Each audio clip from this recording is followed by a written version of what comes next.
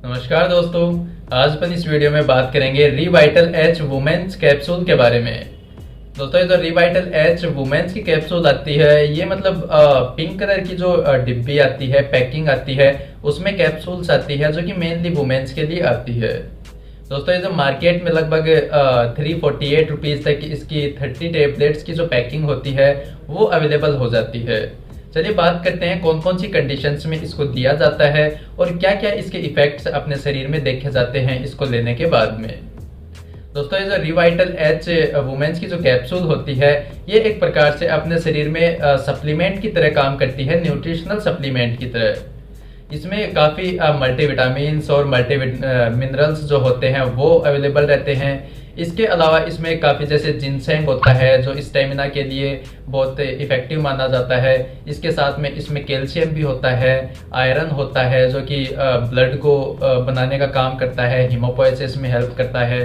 तो इस प्रकार दोस्तों इसमें काफ़ी मल्टीविटामिन मल्टी मिनरल्स रहते हैं जो एक प्रकार से अपने शरीर में इन सभी चीज़ों की पूर्ति करते हैं।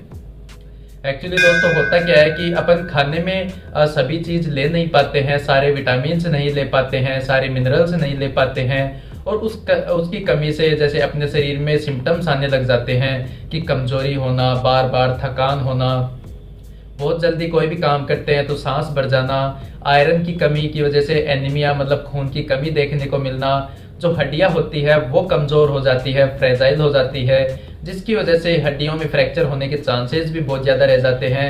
मसल स्पाज्म जो अपनी मांसपेशियां होते हैं उसमें स्पाज्म आने लग जाते हैं, कॉन्ट्रैक्शन से स्पाज्म आने लग जाते हैं।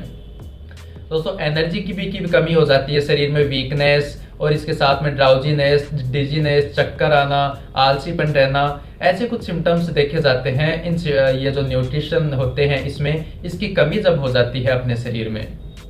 तो दोस्तों, जो रिवाइटल एच वुमेन्स की कैप्सूल होती है इसमें काफ़ी विटामिन होते हैं।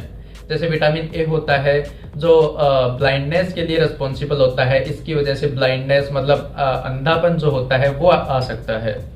विटामिन सी जो होता है वो स्कर्वी रोग से बचाता है और खट्टी चीज़ में ज़्यादा देखने को मिलता है विटामिन सी। और विटामिन डी जो होता है वो अपनी बोन्स के लिए, मसल्स के लिए बहुत ज़्यादा इफेक्टिव माना गया है और बहुत ज़्यादा नेसेसरी जो न्यूट्रिशनल जो मिनरल होता है वो रहता है ये विटामिन डी। इसके साथ में दोस्तों कैल्शियम जो होता है वो हड्डियों को मजबूत करने का काम करता है।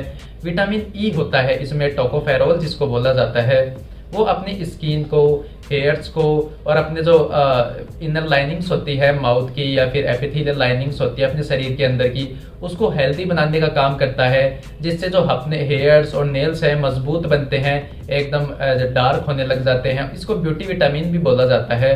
तो शरीर में एंटीऑक्सीडेंट्स होते हैं उनको भी ये रिमूव करने का, वेस्ट मटेरियल को बाहर निकालने का काम करता है विटामिन ई। दोस्तों, विटामिन बी जो होते हैं इसके कॉम्प्लेक्स इसमें अवेलेबल रहते हैं। जैसे विटामिन बी1 होता है थायमीन जो एक प्रकार से अपने माइंड के लिए, ब्रेन के लिए हेल्दी रहता है। विटामिन बी2 होता है राइबोफ्लेविन, जिसकी कमी से जैसे होठ वगैरह फटने लग जाते हैं, एंगुलर चीलियोसिस बोला जाता है उनको। विटामिन बी3 होता है जो पेलेग्रा जैसी जो बीमारी होती है उससे बचाने का काम करती है। विटामिन बी5 होता है जिसकी कमी से बर्निंग हेड फुट सिंड्रोम हो जाता है, जो अपने हाथ के तलवे रहते हैं, पैर के तलवे रहते हैं, वो जलन देखी जाती है कुछ पेशेंट्स में, तो विटामिन बी5 की कमी होती है उनमें देखी जाती है। ये अपने शरीर में स्टेरॉइड को बनाने का काम करता है।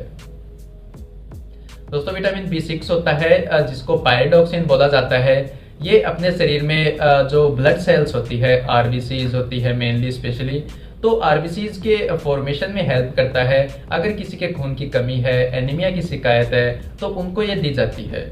इसके साथ में दोस्तों विटामिन बी6 जो होता है वो अपने नर्व को हेल्दी बनाने का काम करता है। अपने शरीर में काफ़ी नर्व का नेटवर्क अवेलेबल रहता है। अगर नर्व में पेन होने लग जाता है तो उस कंडीशन में ये नर्व को हेल्दी बनाने का काम करता है और नर्व पेन से छुटकारा दिलाने का काम करता है विटामिन बी6। दोस्तों, विटामिन बी7 जो होता है बायोटीन, इसकी कमी से एलोपेशिया मतलब बाल झड़ने जैसी शिकायत देखने को मिलती है। इसके साथ में विटामिन बी9 होता है जिसको फोलिक एसिड बोला जाता है। जो फोलिक एसिड जो होता है अपने शरीर में एक प्रकार से जो रेड ब्लड सेल्स होती है इसके फॉर्मेशन में हेल्प करती है। और प्रेगनेंसी में अगर इसकी कमी हो जाती है तो होने वाले बच्चे में एनटीडी न्यूरल ट्यूब डिफेक्ट जैसी जो बीमारी होती है वो देखने को मिलती है बच्चों में। तो इसीलिए प्रेगनेंसी में विटामिन B9 मतलब फॉलिक एसिड की जो टेबलेट्स होती है वो चलाई जाती है। दोस्तों विटामिन B12 होता है, साइनोकोबाल्मिन के नाम से जाना जाता है उसको। वो अपने शरीर में जैसे जो ब्रेन होता है उसके हेल्थ के लिए, उसके फंक्शनिंग के लिए बहुत ज़्यादा हेल्पफुल होता है। इसी के साथ में जो नर्व होती है अपने शरीर में, तो नर्व को भी हेल्दी बनाने का काम विटामिन B12 करता है। इसके साथ में अपने शरीर में एनीमिया मतलब खून की कमी को भी ठीक करने में हेल्पफुल रहता है। RBC रेड ब्लड सेल्स को बनाने का काम करता है। इस प्रकार दोस्तों जो रिवाइटल एच वुमेन्स की कैप्सूल्स होती है वो काम करती है। अपने शरीर में काफ़ी इसमें विटामिन होते हैं। इसी प्रकार इसमें काफ़ी मिनरल्स भी होते हैं, calcium, magnesium, iron, sodium, potassium. तो ये अपने शरीर में एक प्रकार से ओवरऑल हेल्थ को बहुत अच्छा बनाने का काम करता है। जिनसेंग जो होता है इसमें वो शरीर में स्टेमिना इंक्रीज करवाने के लिए हेल्पफुल रहता है। तो दोस्तों इसको लेने के बाद में जो वुमेन होती है वो एकदम एनर्जेटिक हो जाती है, काफ़ी एनर्जेटिक रहती है। जो कमजोरी होती है वो दूर हो जाती है। अगर किसी को डिजीनेस, चक्कर वगैरह आते हैं उसके लिए भी ये बहुत ज़्यादा हेल्पफुल मानी गई है। मार्केट में दोस्तों 30 टेबलेट्स इसकी 348 रुपीज़ में अवेलेबल हो जाती है। अगर दोस्तों इसकी अपन दुष्प्रभाव या फिर साइड इफेक्ट्स की अगर अपन बात करें तो इसके ऐसे तो ज़्यादा कोई साइड इफेक्ट्स नहीं देखे जाते हैं, ना ही इसके कोई दुष्प्रभाव देखे जाते हैं। लेकिन कुछ पर्सन्स में ऐसा देखने को मिल सकता है जैसे ये लेने के बाद में उनका जी मचला रहा है, उल्टी आने का मन हो रहा है या फिर सर में दर्द हो रहा है। ऐसे कुछ सिम्टम्स देखने को मिल सकते हैं जो अपने आप रिजॉल्व हो जाते हैं। दोस्तों जो रिवाइटल एच वुमेन्स की कैप्सूल्स होती है ये अगर कोई पेशेंट है जिसके काफ़ी लंबे समय से लीवर फेलियर या फिर किडनी फेलियर जैसी शिकायत है तो उनको ये जो दवा होती है वो बहुत ज़्यादा प्रिकॉशन के साथ में और बहुत ज़्यादा सावधानियों के साथ में काम में लेनी पड़ती है।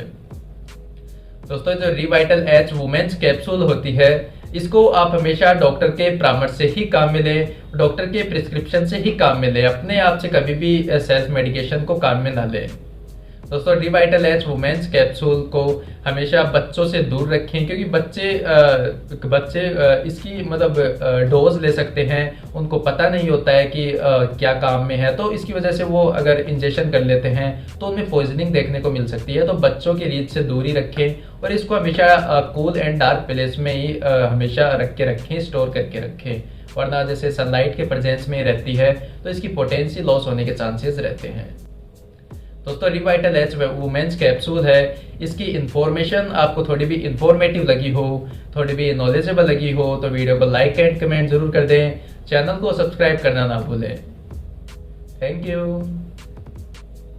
दोस्तों रिवाइटल एच वुमेन्स कैप्सूल है, इसकी इन्फॉर्मेशन आपको थोड़ी भी इंफॉर्मेटिव लगी हो, थोड़ी भी नॉलेजेबल लगी हो तो वीडियो को लाइक एंड कमेंट जरूर कर दें। चैनल को सब्सक्राइब करना ना भूलें। Thank you.